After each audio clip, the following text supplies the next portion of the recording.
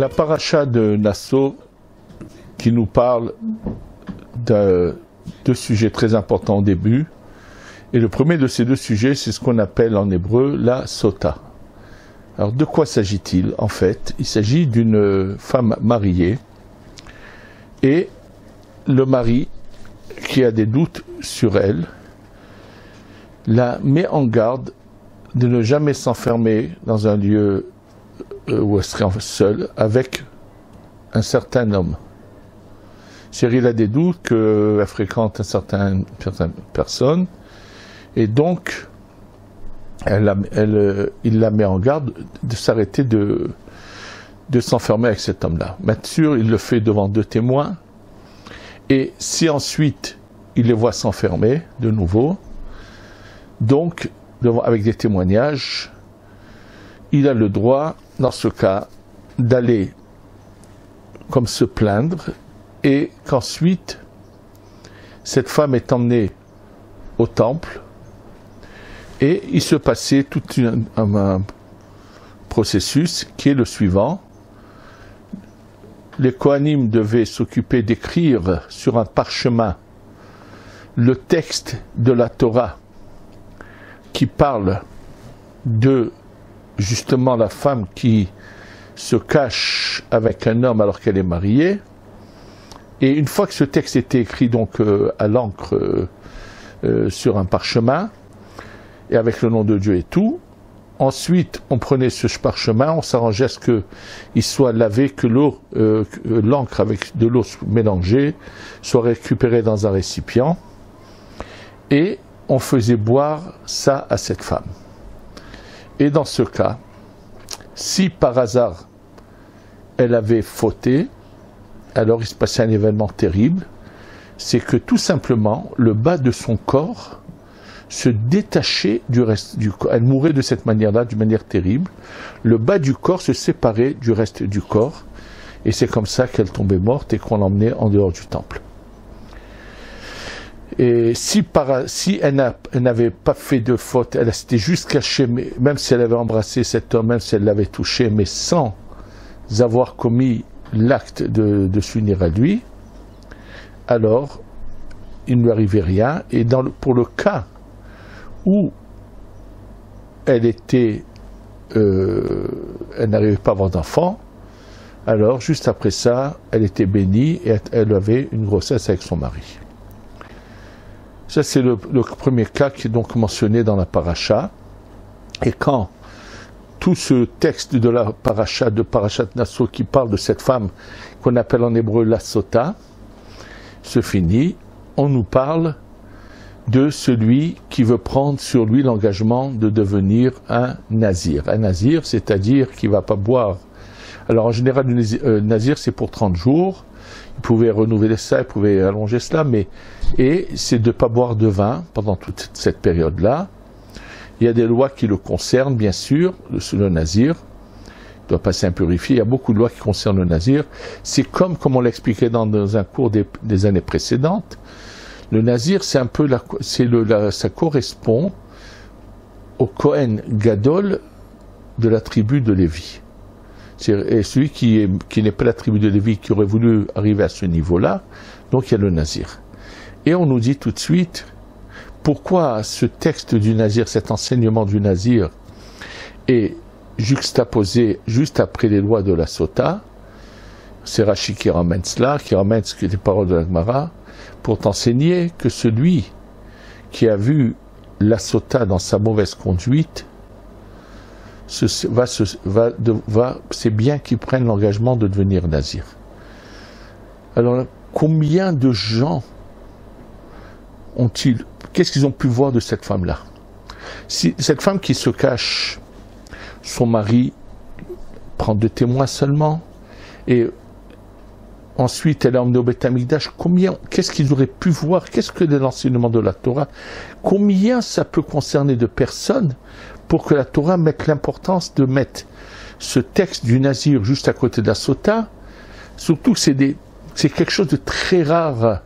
D'abord, combien de sota y a-t-il? Combien il y en avait des femmes comme ça? Et combien d'hommes ont pu la voir? Alors, pour se ce pourcentage tellement faible, fallait-il que la Torah enseigne les lois de Nazir après les lois de la Sota? Il y a certainement quelque chose de plus profond caché derrière cela.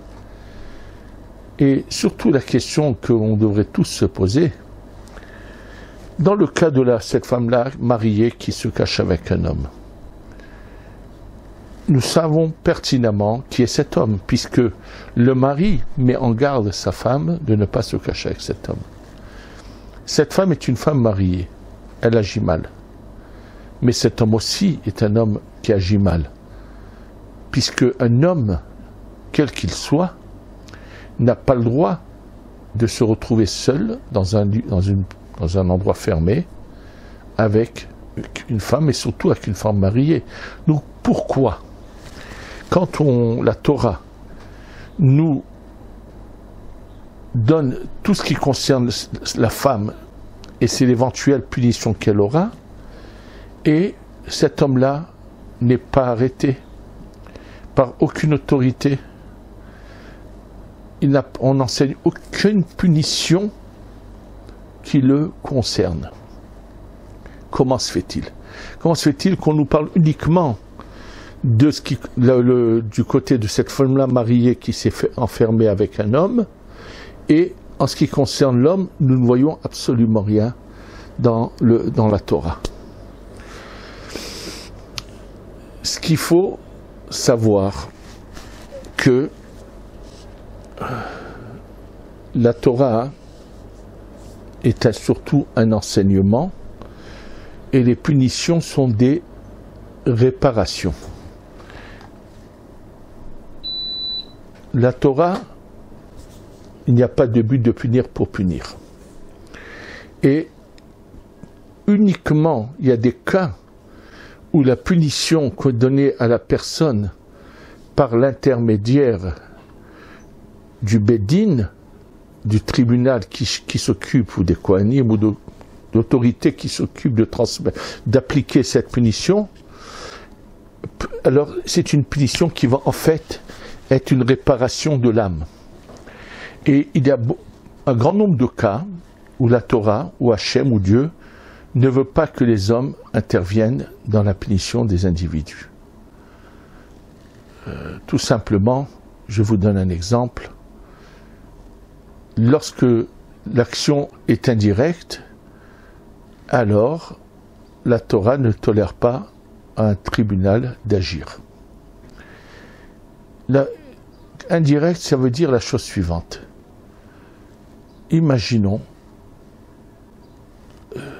on va prendre deux cas, un vieillard ou quelqu'un qui est très frileux, qui est malade, et qui en hiver a absolument besoin de chauffer la pièce où il dort, sinon il risque de mourir de froid. Et on va prendre deux cas qui se ressemblent, où il y a la même action, mais pas la même intention, et on va voir la différence, comment elle est énorme. Quelqu'un qui a froid et qui n'a pas de quoi se chauffer, il passe à côté de la maison de ce personnage, il ne connaît rien de son histoire, il ne sait pas que ce personnage est malade et qu'il a besoin, il voit la porte ouverte, il rentre, et le besoin de se chauffer chez lui, de chauffer sa maison, lui fait perdre la tête un instant, et il vole le chauffage de ce personne qui est malade. Et le lendemain, la personne malade, on la trouve morte puisqu'elle ne s'est pas chauffée. Il a causé sa mort, mais ce n'était pas du tout l'intention qu'il avait. Et on peut prendre un cas complètement différent de quelqu'un qui en veut énormément à cette personne qui est malade, qui a une telle haine et une telle rancœur qu'il va absolument le voir disparaître, et sachant que s'il n'a pas de quoi se chauffer, il risque de mourir, va aller délibérément lui voler son chauffage pour provoquer sa mort. La même action a été faite par deux personnes, les deux ont volé un chauffage, mais un avait tout simplement envie de se chauffer, l'autre avait envie de tuer cette personne. Donc, lorsque la conséquence de l'acte n'est pas direct, ce qu'on appelle gramma benezakin, un cas pareil, les tribunaux n'ont pas le droit de le juger, puisque, étant donné que nous voyons que l'acte, nous ne voyons pas ce qu'il y a dans la tête de la personne, c'est Dieu qui veut lui juger et qui sait comment juger la personne. Et dans la suite de ce cours, je vais vous raconter une histoire. On va voir comment Dieu juge aussi les hommes, et que beaucoup d'événements qui se passent que nous ne comprenons pas parce que nous ne connaissons pas le fond de l'histoire. Et donc, ça c'est une chose qu'il faut savoir.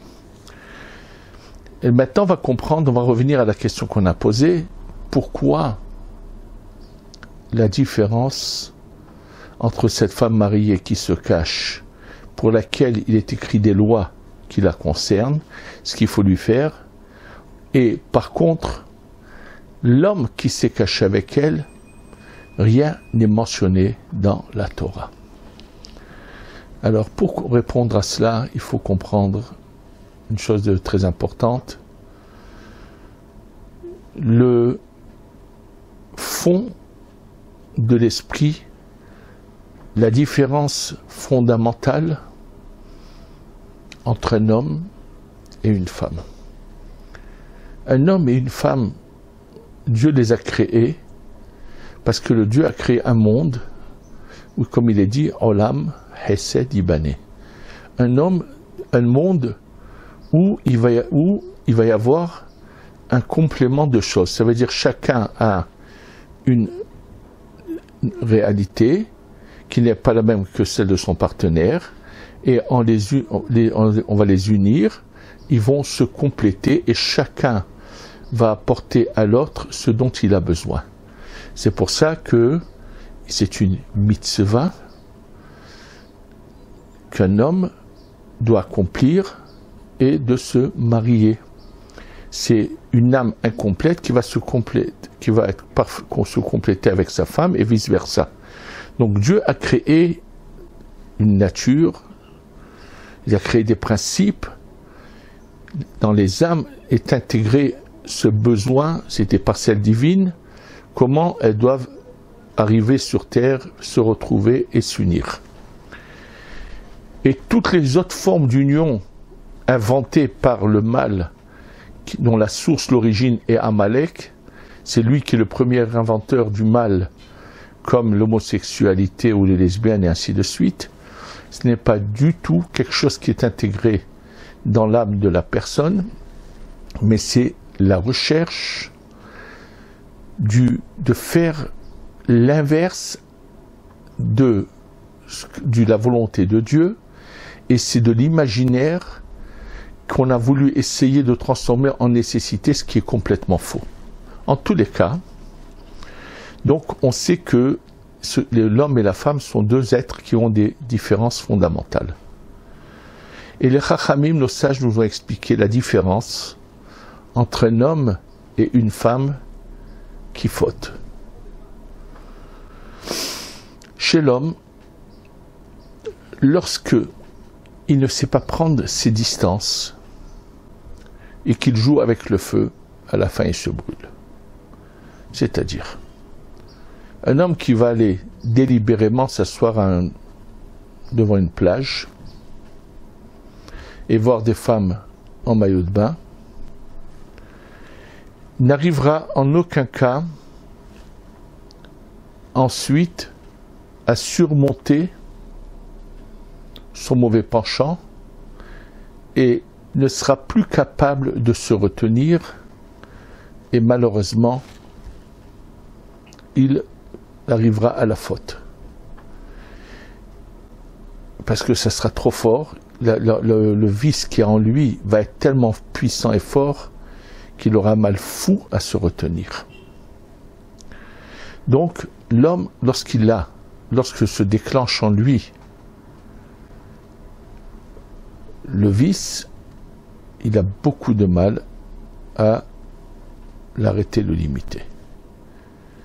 Et c'est ce qui explique pourquoi il y a malheureusement grand nombre d'hommes qui perdent la tête, qui deviennent fous, lorsque leur épouse veut respecter les lois de pureté de famille, parce qu'ils sont incapables de se contrôler et de s'orienter et de se diriger. Ils sont esclaves de leur nature, c'est-à-dire de leur vice, et tout cela vient du fait qu'ils regardent n'importe quoi, qu'ils ne surveillent pas leur vue, et donc, puisqu'ils ont vu des choses qui les a déclenchées, ils sont incapables ensuite de se contrôler.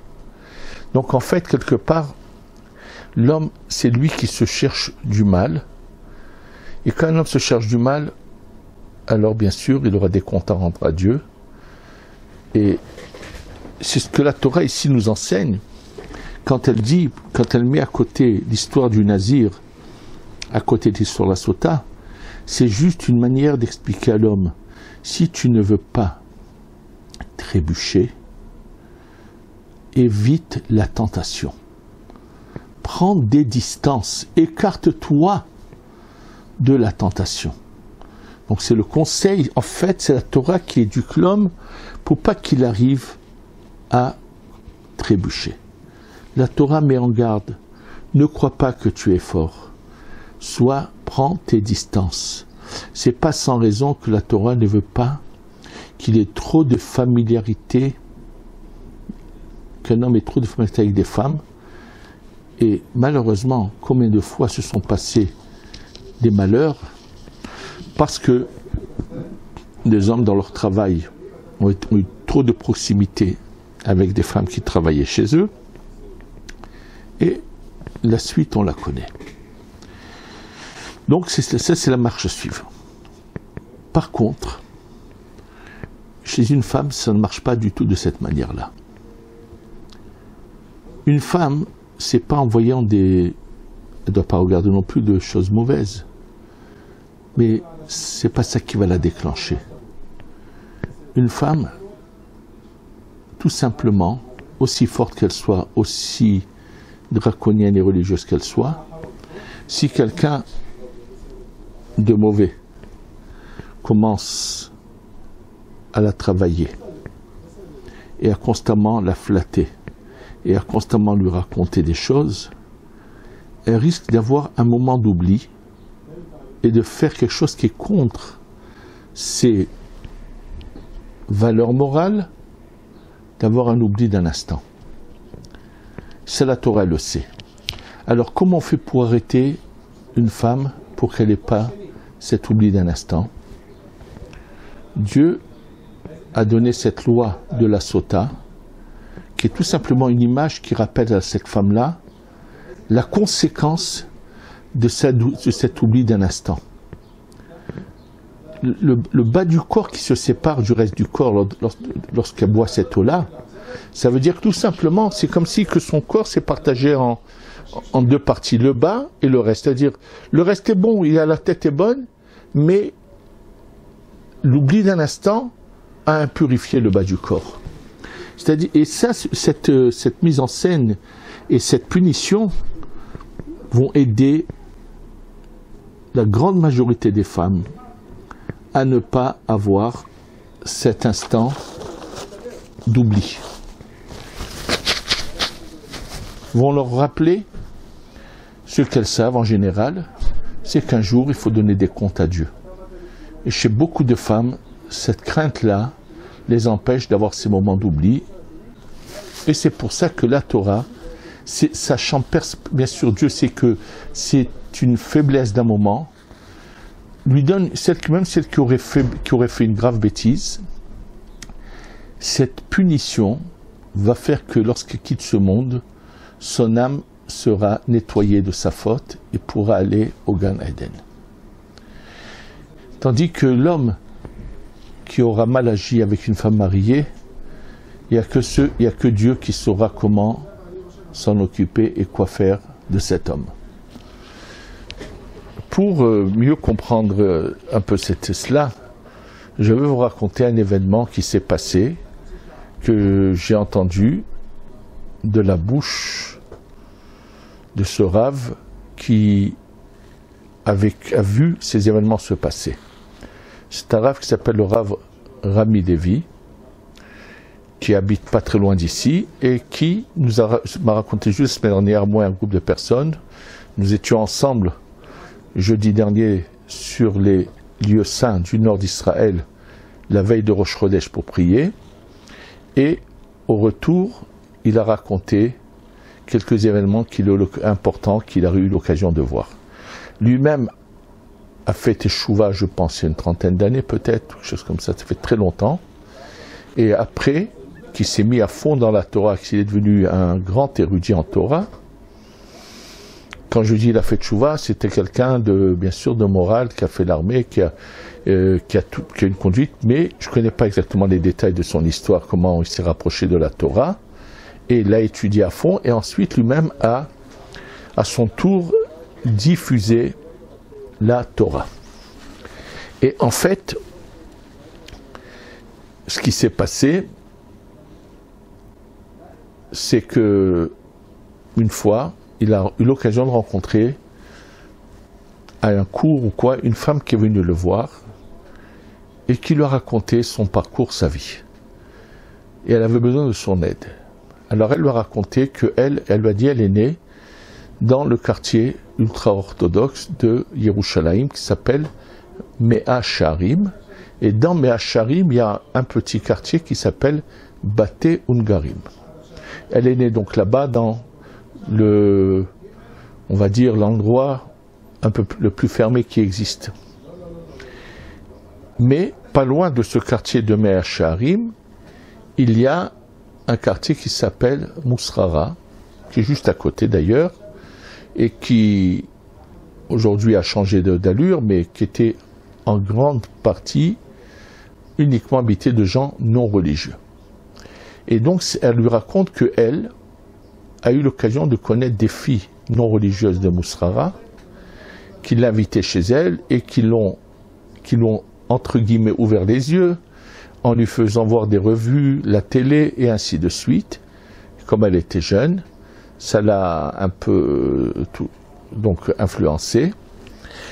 Bien que je ne sais pas ce qui s'est passé, elle s'est mariée, est-ce que ses parents l'ont mariée, bref, et que après son mariage, en grossesse de 4 mois, son mari s'est rendu compte de certaines choses. Ce qui s'est passé, elle n'a pas donné de détails. Le fait est que ils sont arrivés au divorce. Est-ce que c'est elle qui a voulu ce divorce? Elle n'a pas donné de détails là-dessus. C'est parce que ce n'était pas l'important du sujet. Et donc, après son divorce, elle est partie habiter à Tel Aviv. Elle a eu une fille, après quelques mois, et qu'elle a éduquée complètement à l'inverse des lois de la Torah.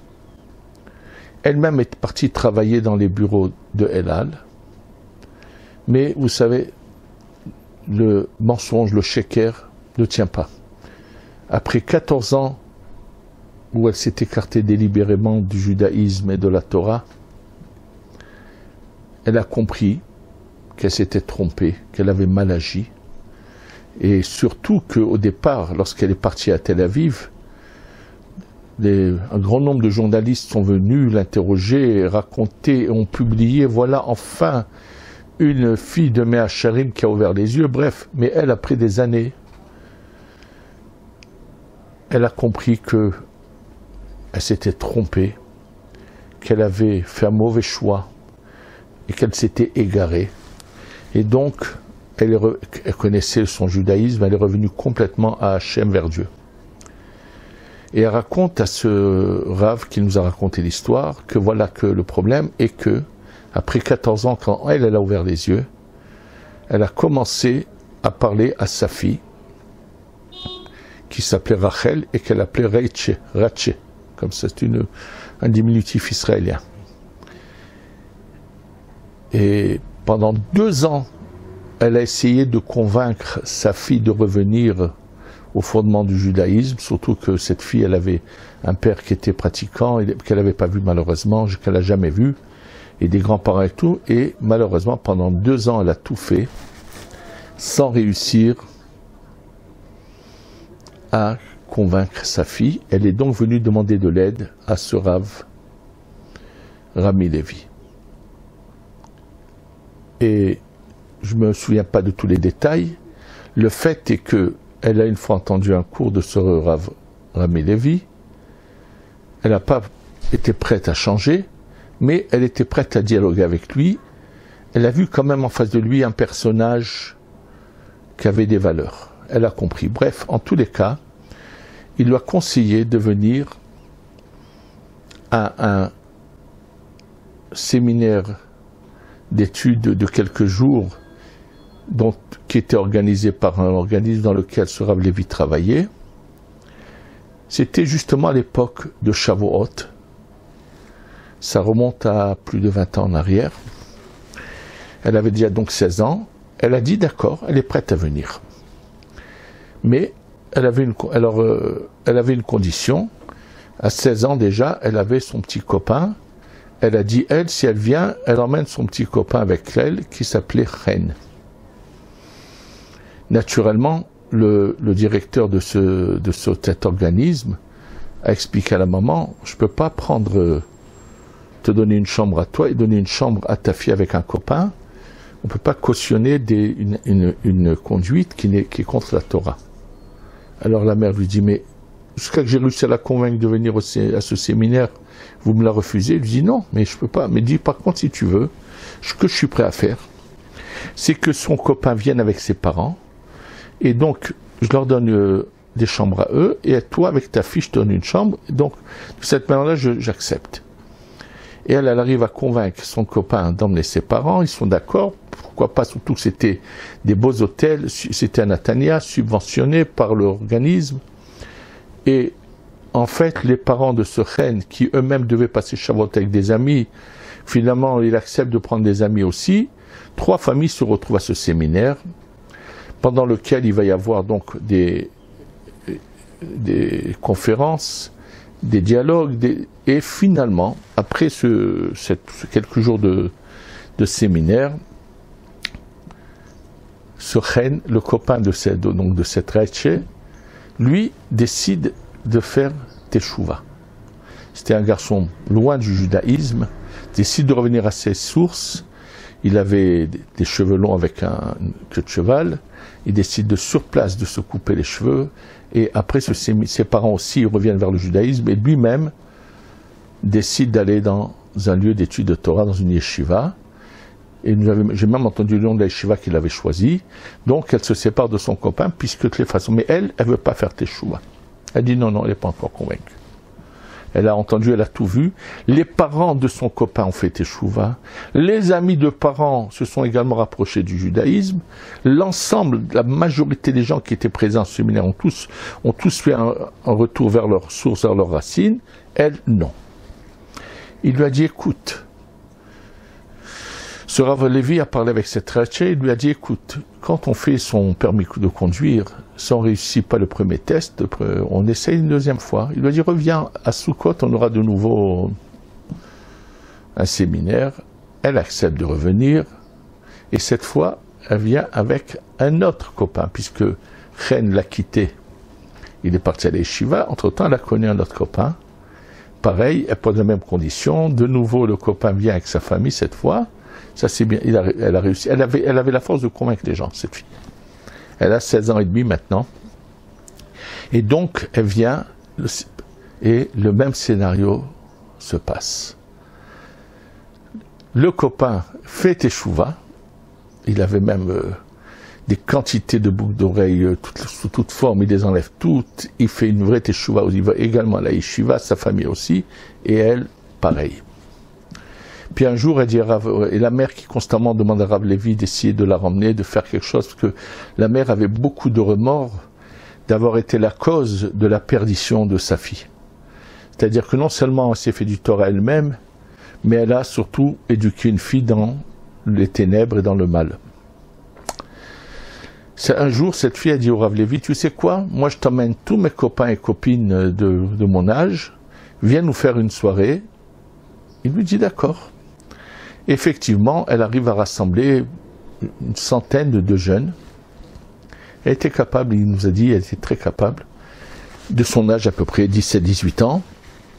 Et lorsque Rav Levi arrive, il leur dit, écoutez, je suis prêt à écouter toutes vos questions, essayer d'y répondre, mais j'ai une condition, c'est que moi aussi, après, je vous pose des questions. Vous m'avez convaincu, je vous suis. Je vous ai convaincu, suivez-moi. Ils ont dit d'accord. Bon, apparemment, au départ, il raconte son histoire personnelle, son exemple personnel, qui a quand même un impact. La soirée commence à 10h du soir. Elle se termine à 3h30 du matin. Et après, à 3h30 du matin, donc après 5h30 de cette soirée-là, eh ben, la quasi-majorité, presque tous ces jeunes qui étaient là présents, veulent tous aller à un séminaire et approfondir le judaïsme et revenir. Et il fait venir à 3h30 du matin le responsable de l'organisme. Il les inscrit tous, presque tous, au prochain séminaire qui est organisé. Et effectivement, la quasi-majorité de ces jeunes sont revenus à l'application du judaïsme comme il se doit. Et elle lui dit alors, non, non, c'est des jeunes, tu as réussi à les convaincre, moi je ne suis pas convaincu. Et peu de temps après, elle lui dit, tu sais quoi? Moi je t'organise une salle pleine, mais des gens plus âgés. Et on va voir. Il va dire, d'accord. Et elle arrive à faire venir de nouveau des gens un peu plus âgés, c'est-à-dire des gens qui ont dépassé la vingtaine depuis longtemps, c'est des gens un peu plus... Elle s'est dit, on va voir si avec des gens qui ont déjà qui sont pas si jeunes, et elle est capable de convaincre les gens de venir. Il y a une soirée, mais de nouveau, c'est la même chose. La majorité des gens comprennent qu'ils sont dans l'erreur, dans les ténèbres, et font teshuva. Et elle, toujours rien. Maintenant, comme le deuxième copain aussi, il a fait teshuva, donc elle l'a quitté, il est parti à la yeshiva, lui il l'a quitté. Entre-temps, elle a un troisième copain qui est pendant cette période-là à l'armée. Elle a 17 ans et 4 mois. Et voilà qui se passe l'événement suivant. Ça s'est passé il y a assez longtemps. Je me rappelle de cet événement. Il y avait eu, malheureusement, une catastrophe à Jérusalem, un acte terroriste où 2 animaux, c'est comme ça que je les traite à ces gens orduriers, cruels que sont les Arabes qui s'appellent des Palestiniens ici en Israël. 2 bandits de vauriens se sont avec une valise pleine d'explosifs dans le marché de Machane Yehuda. C'était un jeudi. Se sont mis un dans le marché principal et un dans le marché étroit. Et avec un moyen de communication, se sont fait sauter en même temps. Ça avait été terrible, 13 morts dans cet attentat, une centaine de blessés. Bon, ça avait ébranlé tout le monde. Tout le monde avait été vraiment secoué, ébranlé par cet attentat. Et le soir même, ce Rav Lévi, qui avait une soirée qu'elle organisait dans un quartier de Jérusalem, a trouvé beaucoup plus de monde qui est venu à cette soirée parce que les gens étaient tous ébranlés. Bon.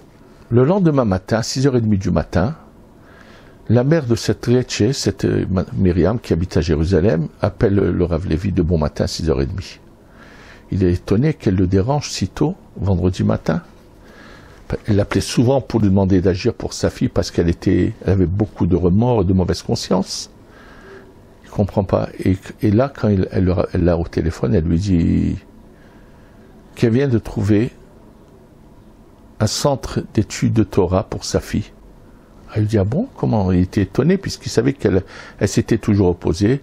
Elle lui dit, oui, elle a trouvé un lieu de Torah pour sa fille dans le paradis au Gan Eden. Comment? Oui. Il lui dit, qu'est-ce qui s'est passé? Elle lui dit que la veille, après l'attentat qu'il y avait eu à Machane Yehuda au Chouk, elle était elle-même tellement ébranlée et qu'elle avait peur de dormir seule. Elle avait appelé sa fille, qui était à Tel Aviv, qui vivait chez un copain à Tel Aviv. Elle lui a demandé à supplier sa fille de venir à la maison parce qu'elle avait peur de dormir seule. Ça avait été un événement qui avait ébranlé énormément de gens. C'était horrible puisque ça avait vraiment fait quelque chose de terrible. Et la fille a dit à sa maman, d'accord, elle comprend, sa mère a besoin d'elle, elle vient. Mais son copain avec qui elle vivait n'avait pas de voiture. Lui, il appelle son frère qui est officier à l'armée.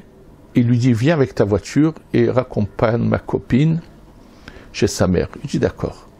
Quand le frère qui est officier à l'armée revient la chercher, pendant ce temps-là, le copain de cette Reche est dans la salle de bain. Il a laissé, comme il est à l'armée, il a une arme posée sur la table. Et l'officier discute avec elle et veut lui expliquer qu'est-ce qu'ils font à l'armée et comment fonctionne une arme.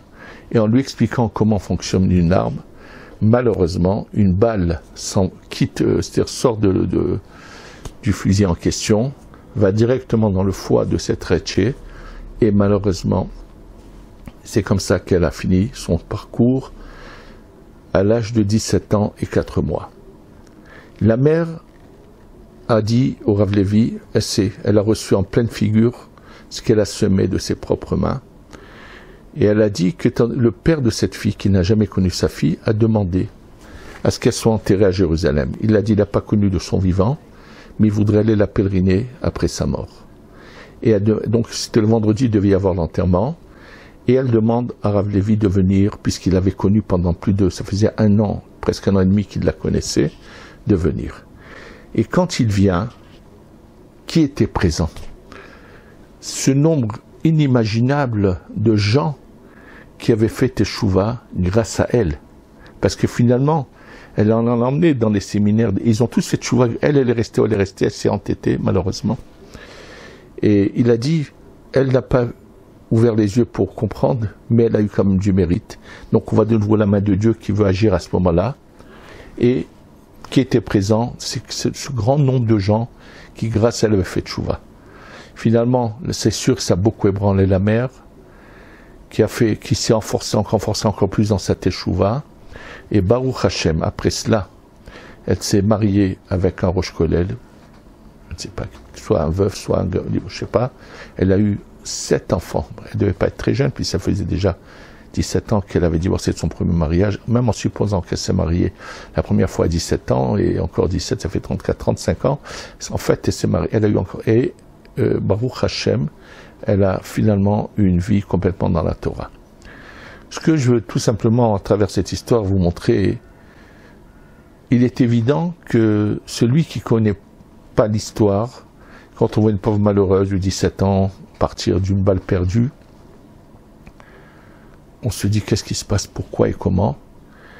Et le fond de l'histoire peut nous aider un peu à comprendre, mais ce qu'on retient surtout, c'est que finalement, ce que Dieu a donné aux hommes à faire dans les tribunaux, c'est surtout d'éducation, c'est surtout de la réparation, pas de punition. Il n'y a que lui là-haut qui sait comment il faut agir, à quand agir. Et c'est pour vous justement venir à vous redire ce que je vous dis au départ de ce cours, c'est que la femme qui est mariée, qui se cache, la Torah a écrit la solution qui est donnée aux hommes pour éviter à toutes ces femmes qui pourraient perdre la tête de la perdre, et à toutes celles qui ont perdu la tête d'avoir une réparation. En ce qui concerne les hommes qui se sont cachés avec une femme mariée, Dieu décide que ce sera lui uniquement qui s'occupera d'eux en fonction de chacun de ses intentions, qui connaît le fond des personnes et sait comment ils agissent, et que c'est que lui qui choisira le moyen de le punir. Peut-être qu'il nous donnera l'occasion de faire Teshuvah aussi. Ce qu'on doit surtout retenir de tout cela, c'est qu'on doit prendre des distances du mal. Ne pas jouer avec le mal, avec le feu, parce que ce qui joue avec le feu se brûle. Nous sommes demain soir, ça va être la fête de Shavuot. On reçoit la Torah. Recevoir la Torah, c'est l'appliquer à la lettre. C'est de prendre des distances du mal et de se rapprocher d'Hachem, de la lumière d'Hachem. Qu'Hachem nous aide à ouvrir nos yeux, à comprendre qu'on n'est pas fort, qu'on doit s'écarter du mal, et dans le chemin que nous voulons suivre, Hachem nous aidera à le suivre, c'est à bien le servir, et qu'on ait la Géoula Shlema. Amen ve Amen. Yerushalayim